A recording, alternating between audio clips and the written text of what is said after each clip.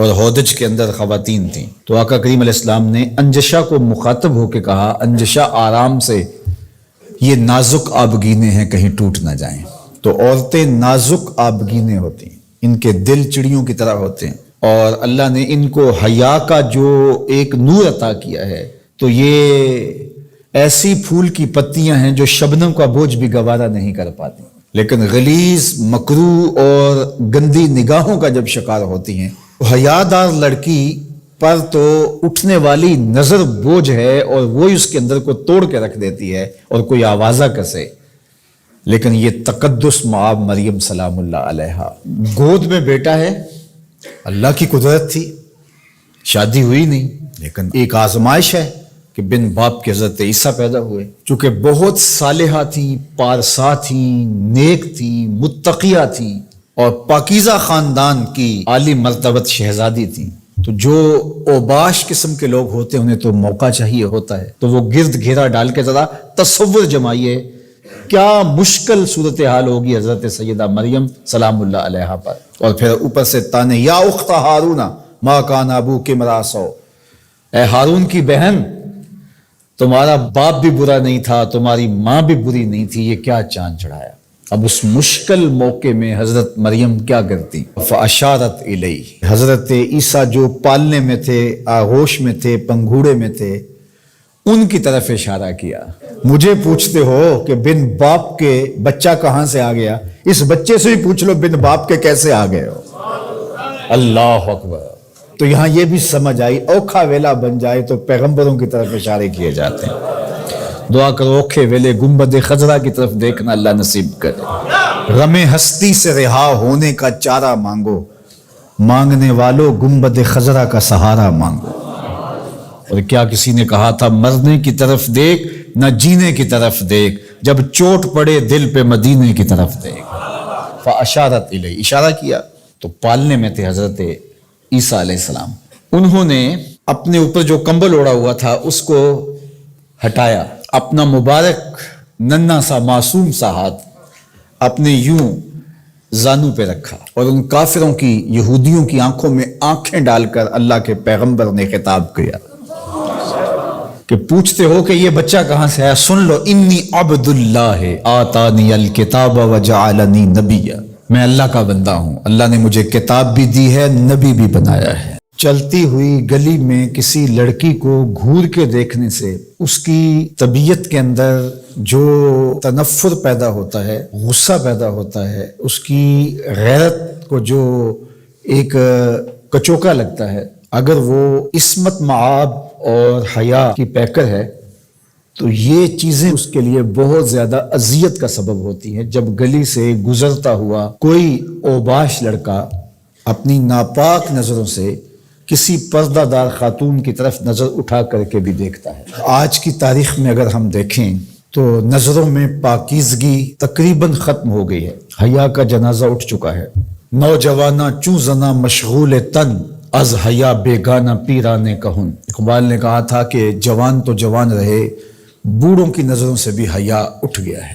تو یہ معاشرہ اس حوالے سے کس قدر گھٹن کا شکار ہے کہ بامر مجبوری گھر سے نکلنے والی خاتون کو کتنی ناپاک، گندی، غلیظ، بھوکی اور شہوانی نگاہوں کا سامنا کرنا پڑتا ہے۔ وہ کس قدر اپنے اندر ایک اضطراب، بے چینی، دکھ، اذیت، تکلیف محسوس کرتی ہے۔ تو صرف اتنا ہی چہ جائے کہ کوئی اس کو آوازہ کسے، کوئی اس پہ تہمت لگائے، یہ تو بعد کی بات ہے، صرف نامناسب نظر ہی عورت کو توڑ کے رکھ دیتی ہے۔ عورت ایک نازک شیشے کی طرح ہوتی ہے۔ اللہ کے محبوب علیہ السلام تشریف لے جا رہے تھے ایک سفر پہ، اور خواتین بھی ساتھ تھیں، تو جو اونٹوں کو ہانک رہا تھا اس کا نام تھا انجشا رضی اللہ تعالیٰ عنہ۔ تو قافلے کے ساتھ اونٹوں کو ملانے کے لیے اس نے اونٹوں کو تیز بھگانا شروع کر دیا۔ عورت از قبیلے جن سے انسان نہیں، ہم شکل ضرور ہے انسان کی، انسان کے بچوں کی نسل کی افزائش کا ذریعہ بھی ہے، انسانوں کی طرح بولتی بھی ہے، کلام بھی کرتی ہے، اور کھانا پینا بھی انسانوں کی طرح ہے، لیکن از قبیلے جن سے انسان نہیں ہے۔ یہ میں کسی پڑھے لکھے کی بات آپ کے سامنے رکھی۔ بدھ کہتا ہے زمانہ جس کا معترف ہے، وہ کہتا ہے کہ عورت بدی کا سرچشمہ ہے، اگر خدا کا قرب پانا ہے تو عورت کے وجود سے اپنے آپ کو تمہیں دور کرنا پڑے گا۔ عورت کی قربت برائیوں اور بدیوں کی طرف لے جاتی ہے، عورت کا وجود بدی کا سرچشمہ ہے۔ میں صرف 2 مثالیں آپ کے سامنے رکھی ہیں، اور میرے مصطفیٰ نے فرمایا مجھے عائشہ کے بستر میں وہی آتی ہے۔ اب لاؤ ان مذاہب کے ماننے والوں کو اور ان فلسفیوں شاعروں اور ادیبوں کو اور ان کے سارے فلسفے ایک پلڑے میں رکھ دو، میرے مصطفیٰ کا ایک فرمان ایک پلڑے میں رکھ دو۔ تو اس کائنات کو جو ظلمتوں سے بری ہوئی تھی روشنی دی ہے تو آمنہ کے در یتیم نے دی ہے۔ وہ عورت جو بدی کا سرچشمہ کہلاتی تھی، اگر وہ بیوی ہے تو کہا کہ مجھے اس کے بستر میں وہی اترتی ہے، اور اگر یہ ماں کے روپ میں ہے تو جنت کو کھینچ کے ماں کے قدموں تلے رکھ دیا گیا۔ بہن کو تکریم دی، بیوی کو عزت دی، بیٹی کے وقار کو دنیا کے سامنے رکھا، غلاموں کو پستیوں سے اٹھا کے اوج ثریا کی منزلوں تک پہنچایا، اور ان کو انسانوں کے برابر باقاعدہ حقوق فراہم کیے، اور عملی غلامی کو ختم کر دیا، اور غلاموں کو آزاد کرنے کی ترغیب دے کے بتایا کہ اسلام کیا نظام حیات لے کر آیا، کتنا ستھرا نظام اسلام لے کر کے آیا، کتنا پاکیزہ دین لے کر اسلام آیا ہے۔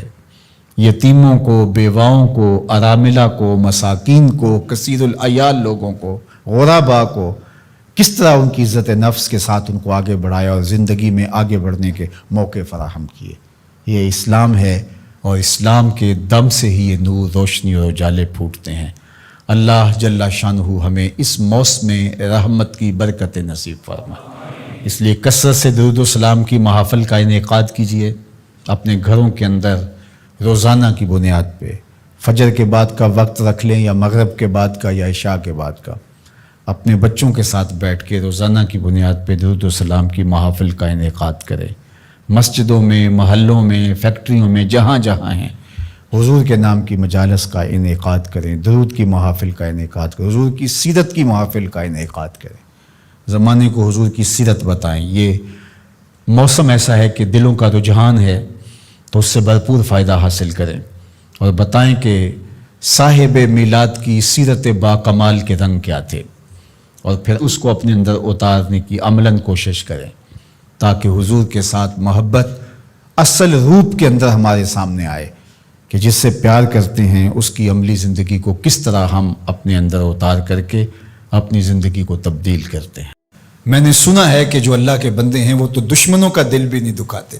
تجھے تصوف کے مراتب رفیع کیسے نصیب ہو سکتے ہیں؟ تو اپنوں سے جنگ چھیڑ کے بیٹھا ہے، تو اپنوں کے گریبان پھاڑ رہا ہے، اپنوں کی پگڑیاں نوچ رہا ہے، اور تو اپنی رشتہ داریوں کو توڑ رہا ہے، تو اپنے ہم منصبوں کے ساتھ الجھاؤ میں مبتلا ہے، اپنے ہم مسلکوں، ہم مشربوں کے ساتھ تیرا الجھاؤ چل رہا ہے، تیری لڑائی چل رہی ہے۔ تجھے کیسے مرتبہ اور باطن کا نور اور اندر کا اجالا نصیب ہوگا؟ جو اللہ کے بندے ہیں وہ تو دشمنوں کا بھی دل نہیں دکھاتے۔ انسان تو انسان رہے، وہ تو جانوروں کے ساتھ بھی رویہ اچھا رکھتے ہیں کہ یہ اللہ کی مخلوق ہے۔ مخلوق ہونے کے ناطے سے الخلق عیال اللہ، تمام مخلوق اللہ کا کنبہ ہے، اور اس کے ساتھ اس نے سلوک، ان کا کچھ بھی رویہ ہو۔ حضور کے غلام اور اسلامی معاشرہ، اس میں یہ کس طرح چیزیں پنپ سکتی ہیں کہ ہم نفرتوں کو فروغ دیں اور کہیں کہ نہیں ہم ایسے کر دیں گے، اس نے میری طرف یوں دیکھا ہی کیوں ہے، لہٰذا میں تو اب اس سے ساری زندگی ہم کلام ہی نہیں ہوں گا۔ تو رویوں کی خوبصورتی اور صلہ رحمی یہ ہمارے دین نے ہمیں سکھائی۔